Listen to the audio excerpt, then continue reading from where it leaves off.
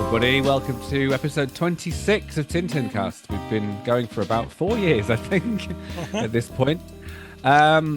If you haven't followed us before, what the hell are you doing with your lives? No, if you haven't followed us before, we have covered all the Tintin books. So go back and rewatch those, even though we'll probably reread them in our lives. We've started moving on to Tintin ephemera, as someone else put it, which I think is a good way of putting it, which is everything to do with Tintin that's not actually the books Hergé wrote. So I'm Miles, and you're Marcus. I'm Marcus, and today you find me in the NFT, which we all know that stands for non-fungible tokens. No, sorry, the National Film Theatre, or Nice. the BFI Sat Bank. I'm not sure quite sure what it's called nowadays, but Oh, yes, is it that building? I love that building so much. I love going in there. yeah, yeah, Um, you're good. it's nice to just go in for a coffee and sort of soak up the filminess, isn't it? Well, I may even go and see a film, but I don't know what. Dude. Ooh, they've always got something interesting on, haven't They've they? always got a film on, apparently.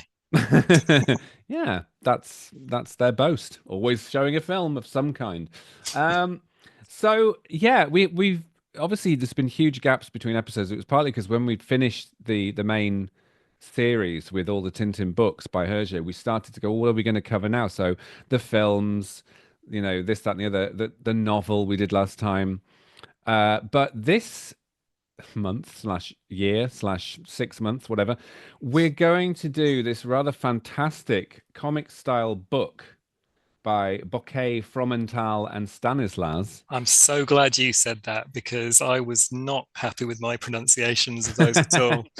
And Yeah, people well, might not be happy with yours either, but that's fine. no, maybe not. Bouquet, Fromental, Stanislas. They sound like they're all from different countries, actually, I would say. But we can go into that. And it's called The Adventures of Hergé, which is a very beautiful book, It is. You might isn't it? recognize the design style as well. Yes, it is done in that clear line style, beloved by Hergé, which is a really nice um, little homage to Hergé. And this was one, I think. Now, did I buy you a copy of this for a present and on the same day received one from someone else as a present? Yeah, it was something like that. But either way, Yeah, it came into our lives at the same time. And we thought, yeah, yeah. we should cover this in the podcast because it is Mm, being this beautiful homage to Hergé. Yeah, it's a really good mm. one. Yeah, mine was gifted to me by my lovely friend Alison in York. So, hello, Alison. And it was a And very mine was kind thing gifted to to do. me by Miles.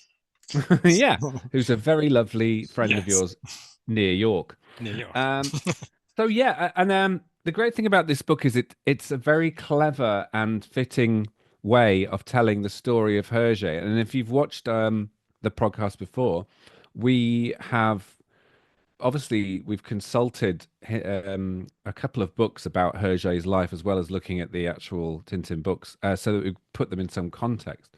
So when I was reading this, I did sort of think, oh, yeah, I remember that. I remember that. I remember these little chaps in the story. But because we covered it all, it was a really nice reminder for me of all these things. But so I don't know what it would be like to read if you didn't know much about Hergé's life. Probably very informative. I think that was going to be one of the main things I would say about this book, because I think if I'd come to it cold and I'd just maybe read a few Tintin books and I hadn't been through meticulous research for 25 Tintincast episodes, Yeah. I would probably be a bit lost because basically the story is told, it's the same length of it as any other Tintin adventure. This was 64, in this case, I think 66 pages long. Yeah. You get 18 snapshots of Hergé's life, 18 different years or incidents that happened in across these 18 years, each of Mm. about 4, 5, maybe 6 pages in the book. Yeah. But it makes it on the one hand quite interesting, but there are a lot of gaps and characters come and go. And even with the key in the back, where they discuss the different backgrounds of the characters that are introduced, it's still Mm. quite confusing. I think if I hadn't had all of that research under my belt, I would be a bit lost at times. Yeah, I think you're right. Because I was going, oh, yes, I recall that rather than, oh, I didn't know that about his dad being a twin Right. and the basis for the Thompson twins, and then his, who was the basis for Captain Haddock, and then taking in the movies as well, the movies they did in the '60s, as well. Is it 60s or 70s? I've already forgotten. We covered them 60s, last year. 60s, I think. Yeah. 60s. And because I knew that the guy playing Haddock, his beard kept falling off, so they ended up painting it on. To me, it was an in joke that, oh, my beard keeps falling off. But to someone reading it, they might be like, oh, so they did a film of it and his beard kept falling off, right? Rather than it being a little nod to, well, why did he have this plastered on painted beard?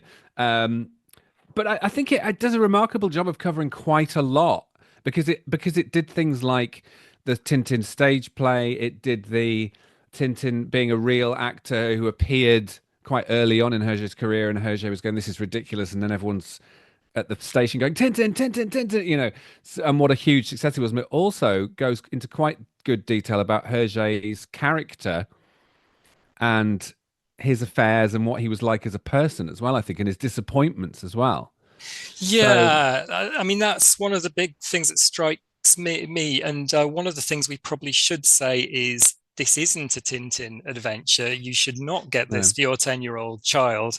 This is very much a book about for adults about Hergé's life, Yeah, the politics, the scandal, the everything, and it has yeah, full frontal nudity in it. it does. So watch yourself.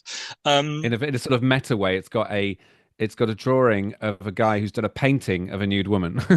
So it's a painting within a frame. yeah, Um, but yeah, it's for fans of Hergé. It's for kind of like a completist. If you're a completist and you see this as we did, well, we both were gifted it. We were like, this is essential, really. I think if you've enjoyed all the Tintin books and you're interested in the guy Georges Remy and you know a bit about his life, this is kind of a really beautiful way of, as I said just before we started, it reminded me a little bit of Jimmy Corrigan, which was an award-winning uh, a comic from about 20 years ago that everyone bought, and suddenly everyone was buying graphic novels, which is great because they generally get sniffed at a little bit by the hoi polloi. But I think this is the kind of book where, especially because Hergé himself grappled with that sort of dichotomy of being a cartoonist that wanted to be an artist but wasn't seen as an artist who seen as a cartoon, stay in your lane kind of thing. And so it's really good for that as well. It's a very sort of it's quite a meta really because it tells the story of the creator of Tintin in the style of a Tintin book. yeah, it is, and in fact, it sort of reminds me a bit of Tintin in the New World, the novel we covered Yeah. in the last episode, in that it's kind of an adult adventure Mm. based around the character Tintin, or in this case Hergé, and the writers and the illustrator are obviously both authors in their own right, with a lot of successes, and it's Mm. written very well. It's planned very well, meticulously planned, and it was released in 2011, I think. I'm not sure if it got the blessing of the Hergé estate, but One would think not. I would think not, because actually Hergé is pictured in quite in a non too flattering light in many cases. Mm. He comes across as quite self-obsessed. He comes across as quite kind of stubborn, and he Fussy. yeah, in one way he's very protective of Tintin and what people can do with him, but then he's often very Mm. absent, so he's unable to kind of drive things forward, and there are lots of people left at Hergé Studios sort of twiddling their thumbs thinking, right, how do we get Hergé back on the case? Which, if you know the story of Hergé, is very spot on. I mean, it's like Yeah, he another favorite writer of mine is Douglas Adams, who wrote Hitchhiker's Guide to the Galaxy and lots of other stuff. And he was notoriously terrible at deadlines, and they used to have to lock him in a hotel and supervise him.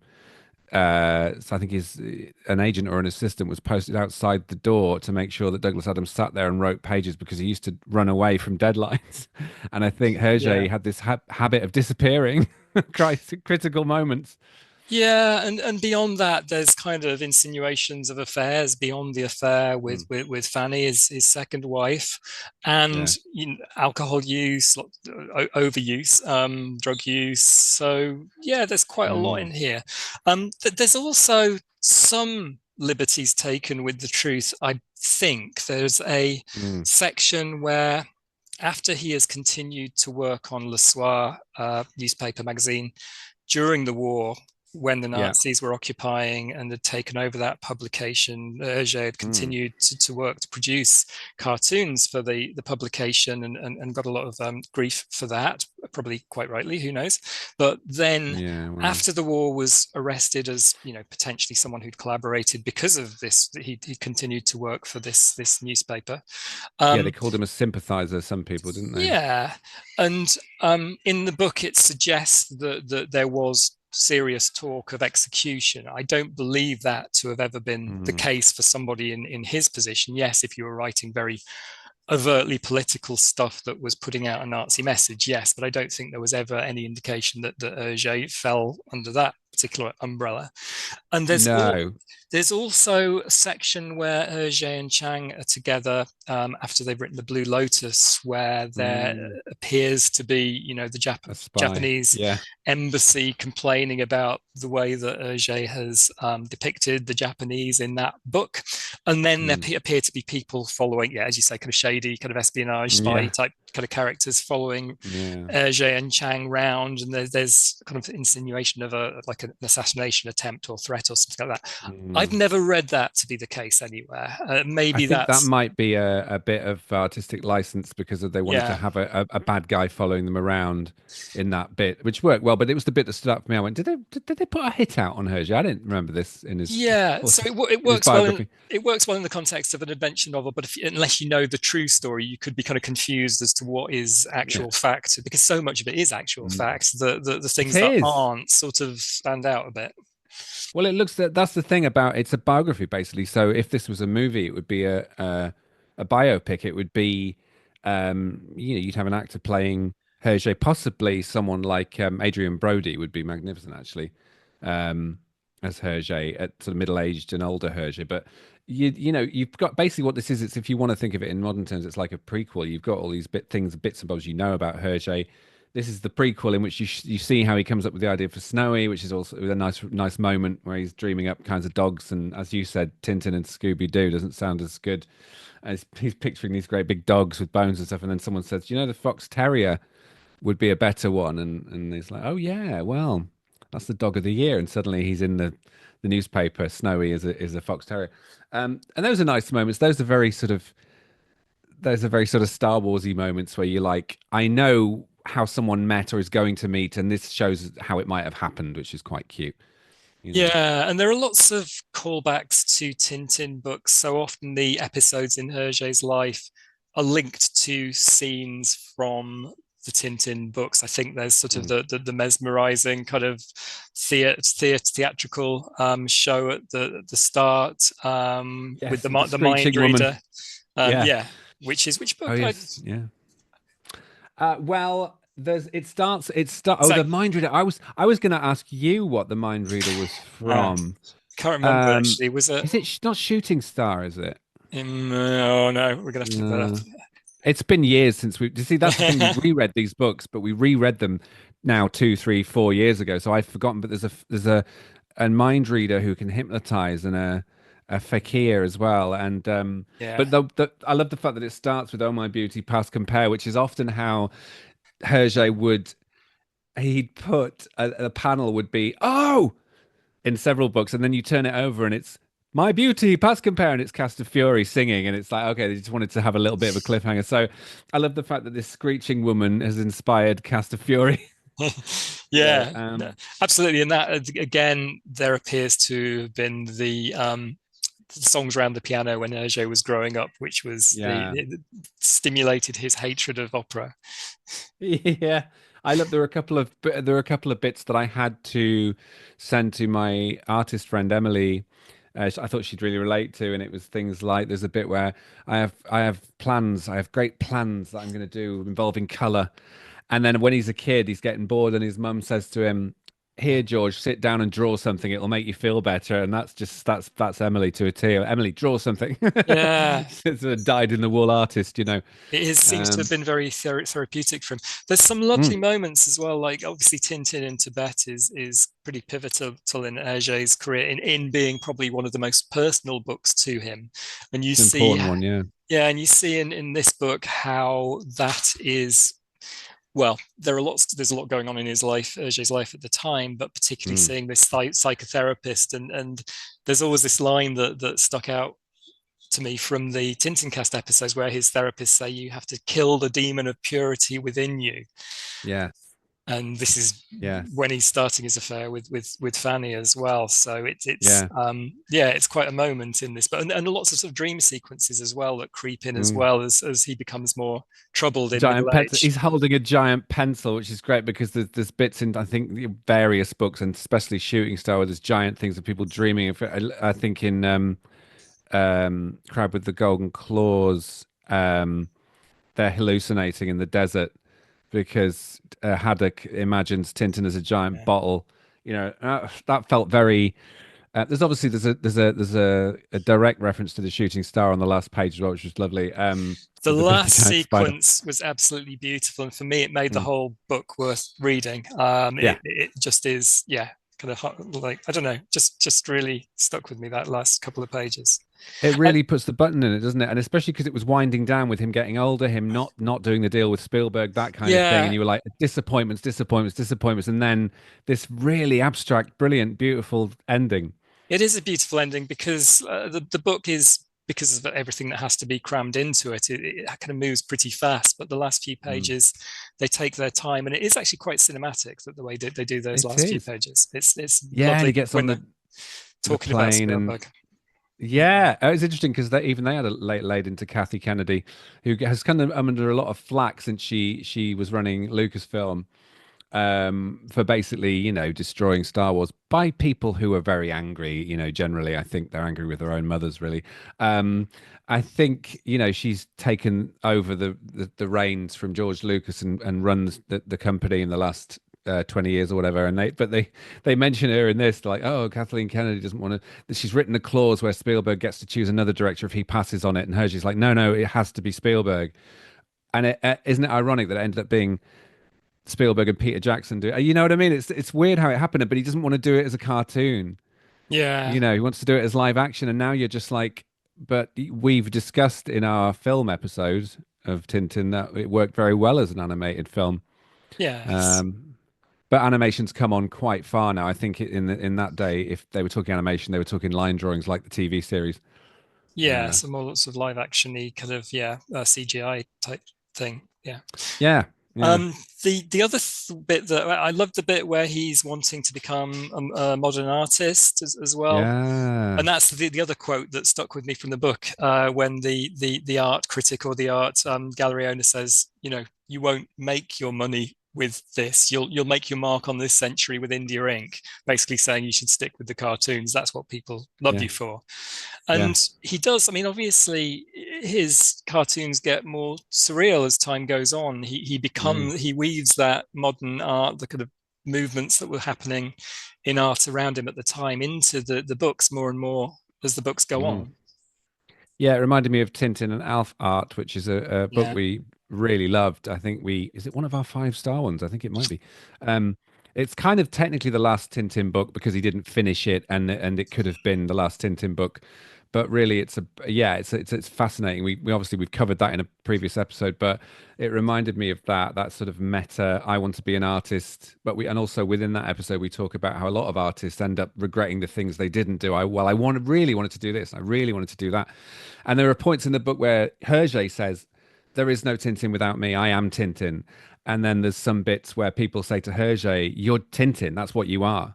You're yeah, not an artist. You're the creator of Tintin," which is obviously what an amazing legacy. But for him, sometimes it felt very commercial. It felt like he'd sold out his dream and he really wanted to be an artist, which I think I said in the Alpha Art episode. It reminds me of George Lucas always talking about, well, what I really wanted to do was make a load of small, personal, experimental stuff. And I'm like, but you made Star Wars. yeah. So that's your legacy. And I'm so glad you did. But you'll never go and make those small experimental things. You're not a struggling, hungry artist anymore, Well, I mean, you know? TXH, whatever it was called at the start. I mean, I find that Yeah. like quite inspiring and very Oh, I love that experimental, film.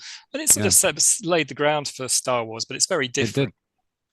Very different that, and obviously American Graffiti, which is fantastic. But I think then he made Star Wars, and Star Wars is this enormous hit. But he obviously believed in it, but it sort of just half destroyed his life But I think, I don't think he'd regret it now because it's like, well, that's what he did. That's his legacy. And obviously the museum, the new museum he's created. But for years, when he was doing the prequels, he was saying, well, when I've done the prequels, then I'm going to get back to doing these personal, when he was about my age, about 50. So I'm going to get back to doing these little personal art. And I thought at the time, I think Francis Coppola says in an interview, yeah, he won't go and do those. He's got Star Wars now, you know. And it was Yeah. similar with Hergé. Like he, he might have been capable of having a secondary career as a fine artist. I don't know, but it didn't quite happen. Oh, well, Um, we've strayed into Lucas cast there, but yes. yeah, I know it's easily done, isn't it? Have I mentioned? Do you know what I watched yesterday? What did you watch yesterday? Raiders of the Lost Ark. No. So there you go, it gets mentioned. Good, good. Well Maybe, done. maybe reading this book put me in the mood for some Raiders of the Lost maybe, Ark. For those who maybe don't know, this.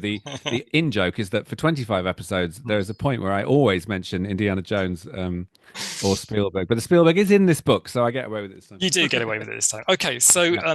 do you think we haven't awarded crystal balls? Are we going to give this balls for this episode? Should we? Yeah, why not, eh? So yeah, we usually give out of 7 crystal balls, as in the book, the 7 crystal balls. I really enjoyed this one, and I feel like it sort of puts the cap on the book series. Hmm. So I'm going to give this one a 6 because I think it really it made me want to reread the books, and it made me want to read more about Hergé's life, and it's kind of got me back into. I think if we'd read this first, I would then be like, can we cover all the Tintin books? We should So redo them. Do every episode again. just Bring re-record it them up with to slightly date. better sound and yeah. Yeah. Yeah, maybe because some of the recordings, even though I'm always grateful we didn't have any production value for this show because we're Yeah. sitting in various rooms with our laptops out, but I think there's no production honest is value. what they call the production values. Honest It's production honest. values. It's compact and bijou. But the fact that this show has taken off despite those lack of production values is lovely, and we haven't put any work into marketing it or anything. It's just taken off, which is real change and a real refreshing change for me. The amount of work you put into stuff like web series and films you want people to care about, and you do and you don't, but then put something out like this that people already is a fan base for Tintin, obviously, Yeah. and suddenly you don't really care about how many views it gets, but when it gets loads of views, you're like, oh, that's nice. So yeah, Well, well, I will probably give this, well, two different scores. If you know a lot about Tintin, you've read all the books, yes, I'd score this a 5 as like a I companion. You thought should you would. read it as a companion piece to, all the videos that we've done. If you Yes. don't know anything about Hergé and have only read a couple of Hergé's books, this is a two 2-star review from me. But yeah, Yeah, I wonder if it's something that it's for fans. it is. Yeah. I don't think you can come to this before knowing anything about Hergé or having read the Tintin books. I think you go, oh, this is interesting. Oh, I think I'll read that. Like this is a clever and interesting comic book about Hergé. Oh, okay, I'll read that. That's good. It's a quick read and it's a beautifully illustrated. But I think top marks for the design and the concept, Oh, absolutely. um, Yeah. because it does rush through 60 years of his life in a very dense way. And like just even little bits like when he's obsessed with drawing that building perfectly, that derelict building, and his friends like, come on, come on, come on, because that's what he was like. He started in his later life. He started obsessing about the detail of stuff to the point where they were like, it's like that movie we talked about that you introduced me to years ago, The Quince Tree Sun, where it's like, Yeah. is this art or are you actually obsessed with recreating something rather than Yeah. expressing yourself? Yeah, Um, it becomes a bit sort of again meta, or kind of it goes beyond art and what you're trying to get out of it. And that, by the way, is yeah, the illustration on the front as well. This is yeah, the house that they've been studying for um, Professor Tarragon, I think, in Professor Tarragon, that's Seven it. Crystal Yeah. Balls.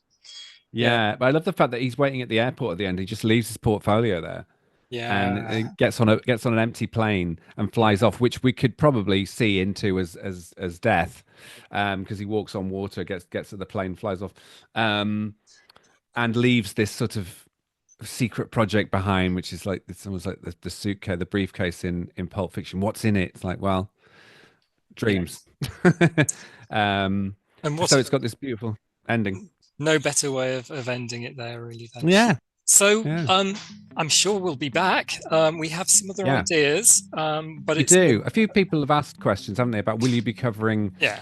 like the animated series? Will you be covering this, that, and the other? Will you be doing Josetti and Zocco, other Hergé stuff? We've got a million ideas, and also one we discussed just before we came on air, involving baseball bats, which we might have to rethink. But we'll go into that another time. Well, and also, Marcus, you didn't have comedy eyebrows on this one, so well done. I know, that's a shame, isn't it? Oh well, I missed it's been lovely coming back and doing another episode. So I hope you It has. enjoy, and we'll be back before too long, I hope. Yes. See you soon. Take care. Bye.